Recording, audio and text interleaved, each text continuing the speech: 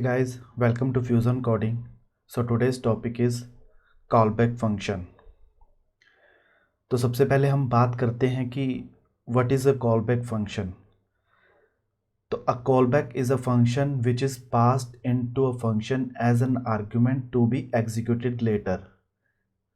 तो मैंने क्या बताया कि कॉलबैक एक इस तरह का फंक्शन है जो कि एक आर्ग्यूमेंट की तरह दूसरे फंक्शन में पास किया जाता है ताकि हम इसे बाद में एग्जीक्यूट कर सकें। तो इसे हम कॉलबैक फंक्शन कहते हैं। मैंने पहले ही डेफिनेशन लिख के रख दी थी आप लोगों के लिए। तो इसे हम कॉलबैक फंक्शन कहते हैं। तो हम इसे बहुत ही बेसिक एग्जांपल से चलिए समझते हैं, जिससे आपको थोड़ा सा आइडिया हो जाएगा कि कॉलबैक फंक्शन क्या होता है। तो मैं कुछ इस तरह का सपोज कर लेता हूँ कि मेरे पास एक एरे है जिसके अंदर कुछ नंबर्स हैं कुछ इस तरह के। ये मैंने एक एरे बना दिया, राइट। अब मुझे एक इस तरह का फंक्शन लिखना है जो कि मुझे ऑड नंबर निकाल के दे इस एरे में से, राइट। तो मैं एक एरे का जावास्क्रिप्ट के अंदर एक इनबिल्ट मेथड होता है फ़िल्टर, उस मेथड का यूज़ करके मैं इसके अंदर से सिर्फ ऑड नंबर्स में निकाल सकता हूँ, राइट।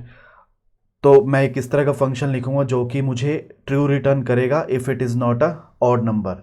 तो मैं यहाँ पे एक फंक्शन लिखता हूँ which is function is odd number, right. और ये कुछ वैल्यू लेगा एज अ पैरामीटर और ये हमें क्या रिटर्न करेगा,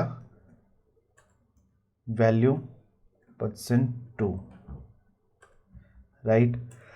अब मैं यहाँ पे एक और कॉन्स्ट बनाऊंगा जो कि हमें ऑड नंबर निकाल कर देगा और मैं फ़िल्टर मेथड का यूज़ करके इसके अंदर से, ये एरे का नाम हो गया एरे डॉट फिल्टर, और इसके अंदर मैं इस ऑड नंबर पास कर दूंगा, राइट।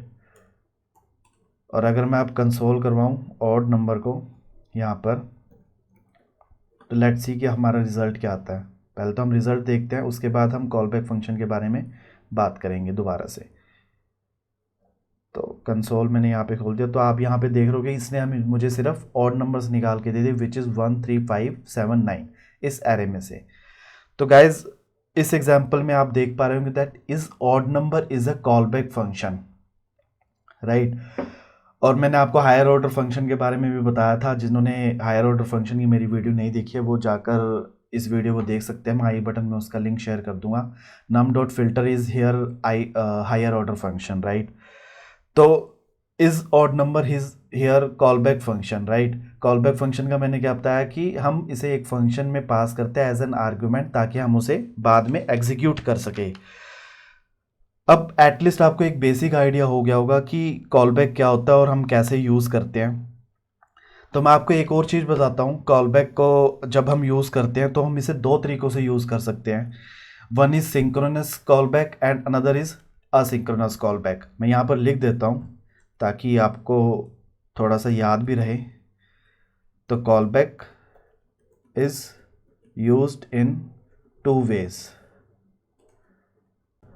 वन इज़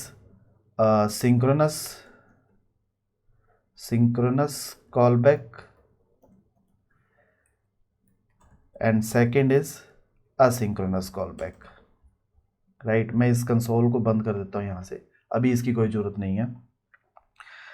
तो गाइस एसिंक्रोनस कॉलबैक के ऊपर बढ़ने से पहले मैं थोड़ा सा आपके साथ सिंक्रोनस और एसिंक्रोनस के बारे में डिस्कस करना चाहता हूँ।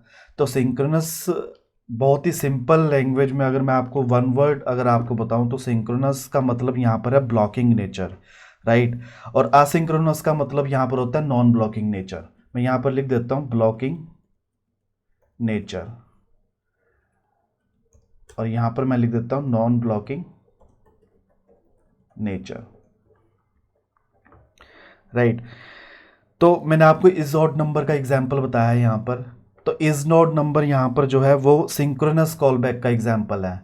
जो इज ऑड नंबर मैंने यहाँ पे एक फंक्शन बनाया था जो कि हमें कुछ ऑड नंबर्स यहाँ पे फिल्टर करके दे रहा था। तो ये एक तरह का सिंक्रोनस कॉलबैक का एग्जाम्पल, सिंक्रोनस कॉलबैक है यहाँ पर, ये जो इज ऑड नंबर है। तो वो कैसे है, तो मैं इसके बाद एक और लाइन ऐड करता हूँ। For example console dot log. तो मैं यहाँ पे लिख देता हूँ odd numbers are printed, right. अब मैं यहाँ पे कंसोल में देखूँ तो मैं इसे क्लीन कर देता हूँ एक बारी और मैं फिर से इसे रिफ्रेश मारता हूँ। तो आप देखेंगे तो पहले इसने इस लाइन को एग्जीक्यूट किया, तो हमारा जावास्क्रिप्ट आपको पता होगा कि वो लाइन बाय लाइन एग्जीक्यूट होता है, राइट।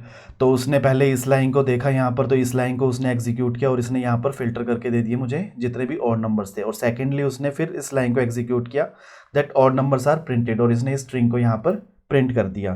तो यही बेसिकली जो मैंने बताया सिंक्रोनस कॉलबैक का मतलब यहाँ पे ब्लॉकिंग नेचर है। तो ये बेसिकली ब्लॉकिंग नेचर है, right. This is a blocking nature. अब हम बात करते हैं कि असिंक्रोनस कॉलबैक क्या होता है। इसका मतलब मैंने आपको बता दिया कि it is a non blocking nature, right.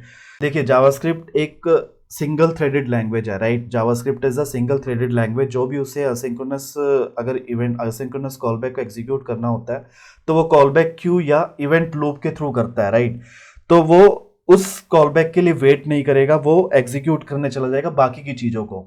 अगर मान लेते हैं मेरा ये असिंक्रोनस कॉल बैक होता तो वो इसकी वेट नहीं करता, वो बाकी की चीज़ों को यहाँ पर एग्जीक्यूट करने चला जाता। आपने सबसे बड़ा एग्जांपल देखा होगा सेट टाइम आउट का, that is a asynchronous call back, right. तो अगर मैं यहाँ पे एक सेट टाइम आउट यहाँ पे फंक्शन लिखता हूँ, मैं बहुत ही बेसिक एग्जांपल आपको बता रहा हूँ।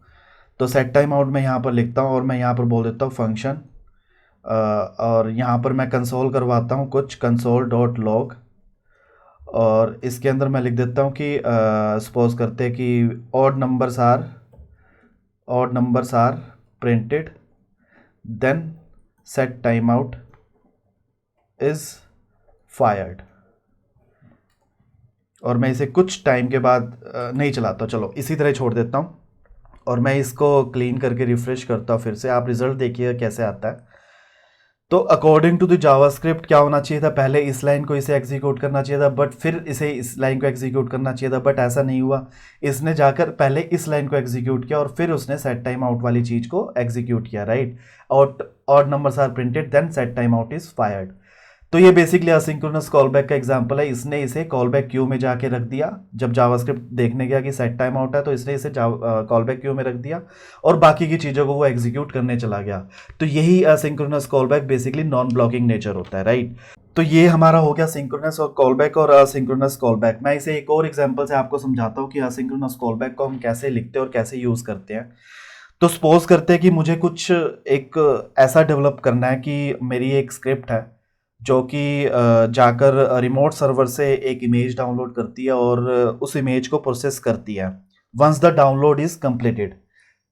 रिमेंबर दैट कि एक मुझे इस तरह की स्क्रिप्ट लिखनी है जो कि एक इमेज को डाउनलोड करेगी रिमोट सर्वर से जाके, और सेकेंडली वो उस इमेज को प्रोसेस करेगी once the download is completed. तो ऐसा हमें कुछ करना है यहाँ पर, राइट। तो ये एसिंक्रोनस कॉलबैक का एग्जांपल मैं आपको बता रहा हूँ। तो मैं यहाँ पर दो फंक्शन बनाता हूँ जिसमें से एक फंक्शन का नाम मैं यहाँ पर लिखता हूँ। मैं इस सब को एक बार कमेंट कर देता हूँ, अभी इसकी कोई ज़रूरत नहीं है। तो ये सिंक्रोनस कॉलबैक और एसिंक्रोनस कॉलबैक के बारे में मैं आपको बता रहा हूँ। तो मैं यहाँ पर दो फंक्शन बनाता हूँ। एक फंक्शन का नाम रखता हूँ मैं यहाँ पर मुझे डाउनलोड करना है, तो मैं यहाँ पे इसका नाम रखता हूँ डाउनलोड, राइट।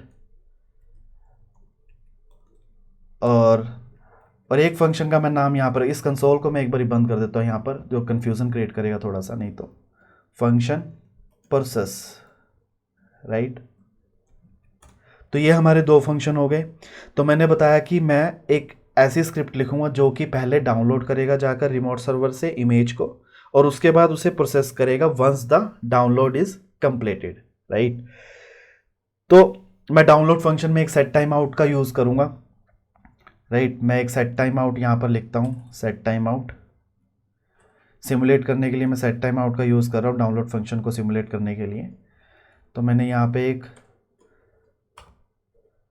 सॉरी, तो मैं एरो फंक्शन का भी यूज़ कर गया और इस तरह भी यूज़ कर गया, तो it should not be like that.